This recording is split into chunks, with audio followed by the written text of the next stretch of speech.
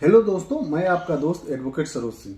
दोस्तों, मैं इस वीडियो में न्यू क्रिमिनल लॉ अमेंडमेंट जो 2023 में हुई है, पार्लियामेंट से पास हो गई है और ये जुलाई 2024 से लागू हो जाएगा। दोस्तों, न्यू क्रिमिनल लॉ में बहुत कुछ ऐसे पॉइंट हैं जिसको आपको ध्यान रखना पड़ेगा। मुझे लगता है कि हर एक नागरिक को, हर एक लोगों को ये जानना चाहिए कि नया क्रिमिनल लॉ में क्या क्या अमेंडमेंट हुई है, क्या क्या चेंजेस आए हैं, इसको जानना चाहिए। दोस्तों, न्यू क्रिमिनल लॉ का सबसे बड़ा प्लस पॉइंट यह है, इसमें डिजिटलाइजेशन पे जोर दिया गया है। वीडियो कॉन्फ्रेंसिंग की जगह वीडियो कॉन्फ्रेंसिंग के थ्रू कैसे मैं विटनेस का गवाही ले सकेंगे, कैसे पीड़िता का बयान दर्ज हो सकेगा। वीडियो कॉन्फ्रेंसिंग की जगह मान लो सपोज कोई विदेश में भी रहता है विटनेस, तो उसका भी गवाही वीडियो कॉन्फ्रेंसिंग के थ्रू किया जाएगा। और इसमें पारदर्शिता का इतना ट्रांसपेरेंसी को जोड़ दिया गया है, जिसमें दिया गया है कि चलो आप मान लो पहले क्या होता था कि एफआईआर हुई तो एफआईआर करने में पुलिस को भी थोड़ा दिक्कतें होती थी कि भाई ये मेरा थाना नहीं है, जुरिडिक्शन नहीं है, ये वो नहीं।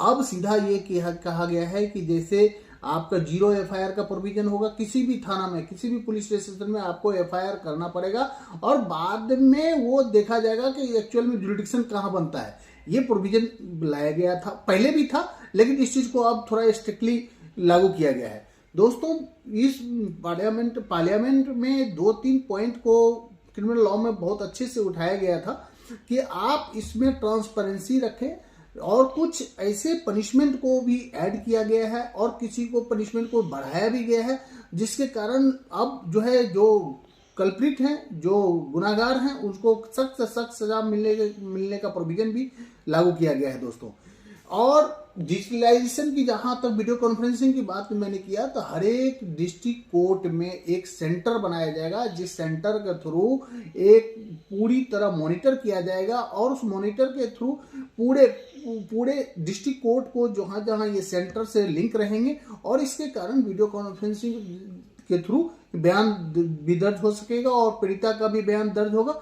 इस पॉइंट को बहुत ही अच्छे से रखा गया है। दोस्तों, इसके बाद सबसे बड़ी बात है कि दोस्तों, इसमें मैंने जो 0 एफआईआर के बारे में आपको बताया था, इसका भी किया गया है। और इसमें 90 डेज के अंदर, पहले क्या होता था चार्जशीट, अब चार्जशीट फाइल करने का पुलिस को क्या होता था 90 डेज के अंदर करनी है। मान लो जिसमें 10 ईयर से ऊपर की पनिशमेंट होती थी मर्डर का केस में, रेप के केस में, तो उसमें क्या होता था 90 डेज, मोर देन 90 डेज के अंदर आपको करना था। लेकिन 10 ईयर से जिसका कम पनिशमेंट थी तो उसको आपको 60 डेज के अंदर करना था। लेकिन ये चार्जशीट फाइल करने के नाम पे इतना फर्दर इन्वेस्टिगेशन, जैसे आपने जानते होंगे कि सीआरपीसी का सेक्शन 173 क्लॉज 8 में फर्दर इन्वेस्टिगेशन का प्रोविजन है।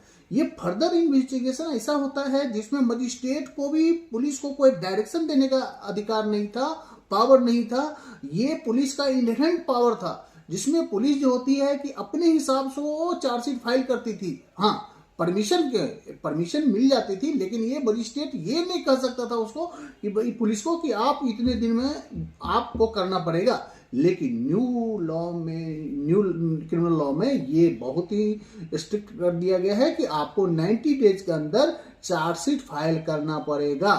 दूसरी बात, 90 डेज में स्टेटस रिपोर्ट देने पड़ेंगे।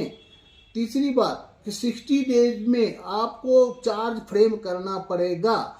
और जहां भी सर्च रिपोर्ट बनेगा, सर्च जहां भी मान लो घटना स्थल का भी, जहां पे इंसिडेंट हुआ है, जहां पे ये इंसिडेंट का होने के एरिया को ही फोरेंसिक टेस्ट किया जाएगा। फोरेंसिक की टीम रहेगी, वहां फोरेंसिक टेस्ट करने वाली टीम रहेगी।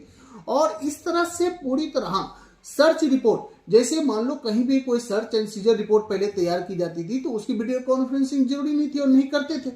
अब है कि सर्च रिपोर्ट का भी आपको वीडियो कॉन्फ्रेंसिंग करना पड़ेगा।